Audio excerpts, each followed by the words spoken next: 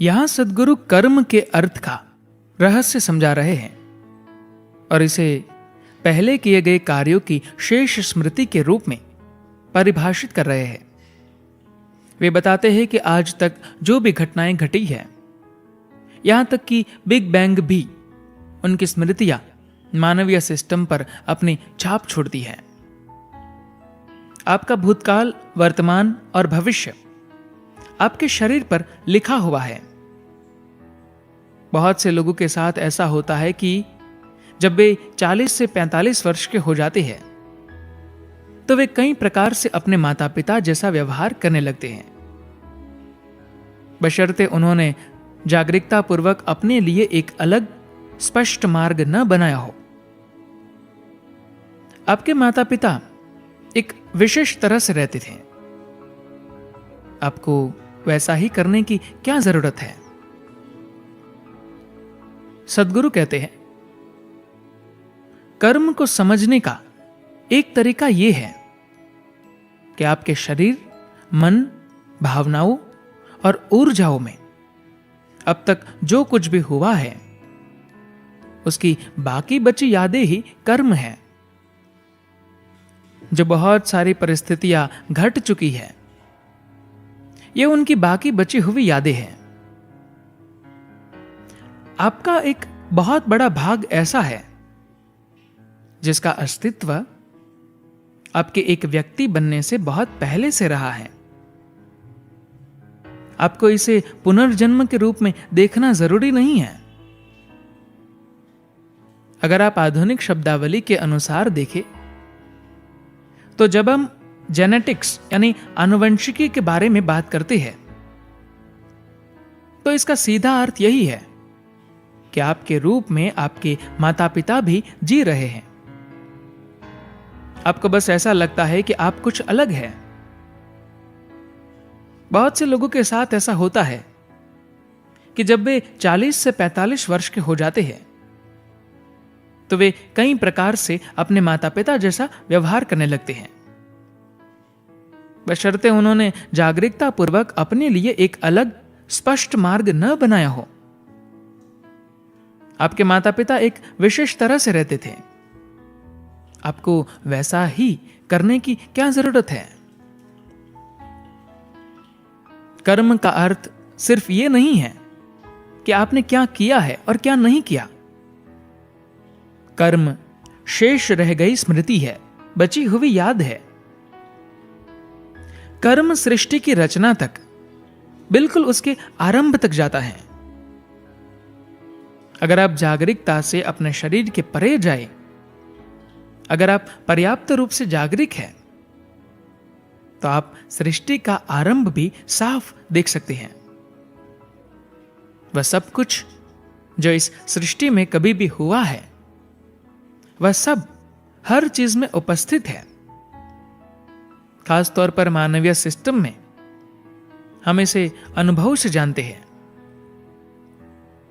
आज विज्ञान इस सीमा तक विकसित हो गया है कि जब आप सिकोया यानी लाल लकड़ी वाला पेड़ जो कैलिफोर्निया में पाया जाता है, वृक्ष को काटते हैं तो वैज्ञानिक लगभग पढ़ सकते हैं कि पिछले 3000 वर्षों में वहां क्या क्या हुआ है, कितनी बारिश हुई, कितना तापमान रहा, आग लगने की घटना, आपदाएं, सब कुछ।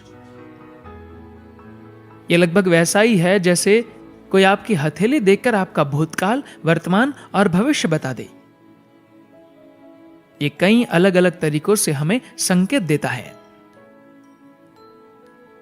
मैं वास्तव में आपका हाथ देखकर बता सकता हूं कि आपके जीवन में क्या हो चुका है और आगे क्या होने वाला है। ये इशारे आपके हाथ में कैसे आ गए? ये सिर्फ हाथ पर ही नहीं है, बल्कि आपके सारे शरीर पर है। मैं आपके शरीर के चाहे किसी भी भाग को देखूं, खासतौर से कुछ विशेष भाग जो अन्य भागों की अपेक्षा ज्यादा सूचना देते हैं, तो मैं आपको आपका भूतकाल और भविष्य दोनों बता सकता हूं। मैं अगर आपके कान के कर्णपाली के पीछे देखूं तो मैं आपको लगभग सब कुछ बता दूंगा मैं मजाक नहीं कर रहा। मैं अगर किसी महत्वपूर्ण जगह पर जाता हूं तो मैं किसी मार्गदर्शक या किसी से कभी नहीं पूछता कि उस स्थान पर क्या हुआ था। मैं बस ऐसा कोई पत्थर, ऐसी कोई चट्टान ढूंढता हूं जो काफी लंबे समय से बिना हिले डुले वहां पर हो। मैं बस उसके साथ बैठता हूं और मुझे उस पूरी जगह के बारे में सारी जानकारी मिल जाती है, क्योंकि एक पत्थर में, एक चट्टान में भी उन सारी बातों की यादें होती है जो उनके आसपास घटी है। इस धरती पर अलग अलग वस्तुएं अलग अलग प्रकार के कंपन पैदा करती है, और ये कंपन धरती की स्थिति के हिसाब से अलग अलग होते हैं। इन सब बातों के माप लिए गए हैं, इन्हें नापा गया है, पर वे व्यवस्थित रूप से ये पता नहीं लगा पा रहे कि वास्तव में ये कंपन क्या कह रहे हैं। हर चट्टान कुछ कह रही है, हर कंकड़ कुछ कह रहा है। इतना तो आधुनिक विज्ञान भी स्पष्ट रूप से जानता है। क्या ये इतना सुस्पष्ट है कि आप इसे पढ़ सके, समझ सके? या क्या आप इतने संवेदनशील है कि आप समझ सके कि वे क्या कह रहे हैं? यही प्रश्न है, क्योंकि अगर आप जानना चाहते हैं कि कोई क्या कह रहा है तो आपको उसकी भाषा समझ में आनी चाहिए। आपको उस भाषा के प्रति पर्याप्त रूप से संवेदनशील होना चाहिए, वरना आप नहीं जान पाएंगे। तो ये सब बहुत कुछ कह रहे हैं। क्या आप सुन सकते हैं?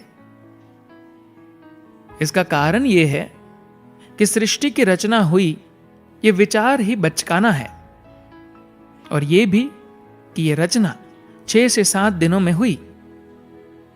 वास्तव में सृष्टि की रचना हुई ऐसी कोई बात ही नहीं है। यह ऐसी चीज नहीं है जो हो चुकी हो, यह तो हमेशा ही हो रही है। इसकी रचना होना एक निरंतर प्रक्रिया है। आप अगर अपने आसपास के जीवन के प्रति संवेदनशील है तो आपको पता लग सकता है कि वे क्या कह रहे हैं। उससे भी ज्यादा, अगर आप इस जीवन के प्रति संवेदनशील है जिसे आप मैं कहते हैं, तो सृष्टि की रचना के समय से अब तक जो कुछ हुआ है वह सब इसी भौतिक शरीर में है, क्योंकि यह शरीर अपने आप में एक छोटा ब्रह्मांड है। यही कारण है कि इसके माइक्रोकॉस्म भी कहा जाता है। बड़ा ब्रह्मांड बस इसका ही एक बड़ा किया हुआ रूप है। संपूर्ण ब्रह्मांड में जो कुछ भी हुआ है वह सब अत्यंत सूक्ष्म रूप से यहां हुआ है और अभी भी हो रहा है। मैं ऐसा क्यों कह रहा हूं कि यह अभी भी हो रहा है?